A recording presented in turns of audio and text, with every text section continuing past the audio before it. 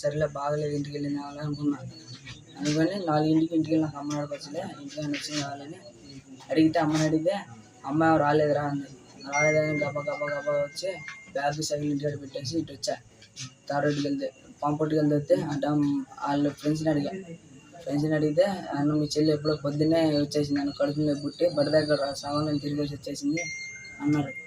ఇదేంది ఎట్టా ఇది జరుగుతుంది గబా ఇటు పోతున్నా చెప్పులా పడ్డా బయట. చెప్పులా పడితే ఈయన చెప్పులు మా చెల్లి చెప్పులు ఉన్నాయి అనుకుని వచ్చి చూసా. మన తలుపుకి బక్కపడి ఉంది. బక్కలో నుంచి లైట్ వేసుకుని చూసా. మా చెల్లి అటు తిరిగి పనుకునేది. నేను మా చెల్లి ఉందని గబా వెళ్ళి ఇటు పక్క వెళ్ళి కిటికీలు తీసి చూసా. అటే తిరిగి ఉంది. నేను పిలిచిన ఇంకా లేగత్తలేదని ఎదురు కిటికీలు ఉన్నాయి. ఎదురు కిటికీలోకి వెళ్ళి చూస్తే మా చెల్లి నోటు తెచ్చుకొని పడిపోయినాడా. ఇక అదరా బెదరా వచ్చి రాయి తీసుకొని తాళం మళ్ళీ కొట్టి మా చెల్లిని లేపితే లేగత్తలే నీళ్ళకి పోయాము. గబా బయటకు వచ్చి చెప్పులు వేసుకుని మా అమ్మకి ఫోన్ చేశాను. అమ్మళ్ళు వచ్చి బయటికి తీసుకొచ్చి అమ్మాయి ఏమైంది అది అన్నారు. ఇక ఆ విషయం చెప్పాను. నమస్తే అండి, నేను ఎస్టీపీఓ తెనాలి. నా అధ్యక్షతలో ఉన్నటువంటి చేకూరులో పక్కరెడ్డిపాలెం అనే విలేజ్లో ఒక 13 years బాలిక 7th చదువుతున్న పాప సస్పిషియస్ సర్కమ్స్టెన్స్లో ఆ పాప చనిపోవడం జరిగింది. ఈ రోజున మొన్న నాగరాజు అని చెప్పేసి అతను ఆల్రెడీ మ్యారీడ్, భార్యను వదిలేసి 3 సంవత్సరాలు అయింది. 3 సంవత్సరాల నుంచి కూడా ఇక్కడ లోకల్ గ్యాస్ సెంటర్ దగ్గర డాక్టర్గా పనిచేస్తున్నాడు. అతని ఇంట్లో ఈ పాప యొక్క డెడ్ బాడీ ఉండటం జరిగింది.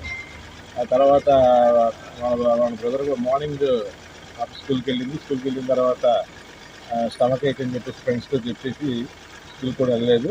వాళ్ళ బ్రదర్ కూడా ఈ పాపతోనే అక్కడ 9th చదువుతున్నాడు. ఈవినింగ్ 4కి ఈ పాప గురించి ఇంటికి వచ్చిన రాలేదని తెలిసి చెక్ చేస్తూ ఈ నాగరాజు అనే ఇంటికి వెళ్ళి చూస్తాం జరిగింది. కిటికీలో చూస్తే బయట లాక్ చేసి ఉంది. కిటికీలో చూస్తే అనుమానం వచ్చి ఇమీడియట్గా లాస్ట్ బ్రేక్ తీసి లోపలికి చూసి పాప చనిపోయి ఉంది. సస్పిషియస్ డెత్ కింద కూడా భావిస్తున్నాం. ఈ నాగరాజు గురించి తీసుకోవాల్సి వస్తుంది జరిగింది. అతను వస్తే కానీ ఏ విధమైనటువంటి ఇది జరిగిందనేది మనకు తెలిసింది. సమగ్రమైన దర్యాప్తు ఎస్ఐకి కాన్సన్ట్రేషన్ టీమ్స్ కూడా స్థానిక ఎస్ఐ కేబుల్ అనగా చెన్నూరు రూరల్ శ్రీ తర్వాత చెన్నూరు రూరల్ ఎస్ఐ భార్గవ కూడా ఉండడం జరిగింది.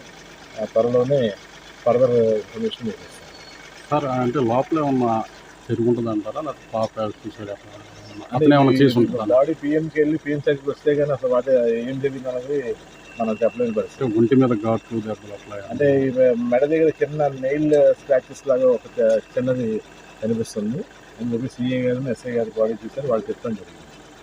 పర్సన్ ఐడెంటిఫై చేశారు. అంటే ఆ హౌస్ నాగరాజ్ అనే అతను హౌస్ దాంట్లోనే ఉంటున్నాడు. అతను 3 సంవత్సరాల నుంచి ఆ ఇంట్లోనే ఉంటున్నాడు. నేను పనిచేసేటువంటి గ్యాస్ కంపెనీలో ఆ ఓనర్ గారు ఉన్నామని చెప్పేసి ఆ యొక్క ఇల్లు ఇస్తాం జరిగింది. అతను ఈ ఏరియా అతనైనా లేకపోతే వేరే చోట నుంచి వచ్చాడు? అతను as per the call details ఆ పర్టికులర్స్ బాగా ఎస్ఐ గారు కొన్ని రోల్ ఎస్ఐ గారు చూసారు. కొండపల్లి అనేది వస్తుంది. అది కూడా డిస్క్లోజ్ చేయకూడదు మనం, ఎందుకంటే కొండపల్లి అనగానే మళ్ళీ మీ మీడియాలో వస్తే అది కొంచెం వాడికి తెలిసి మళ్ళీ అక్కడ పరిస్థితుంది కాబట్టి దయచేసి అది డిలీట్ చేయండి. Okay thank you.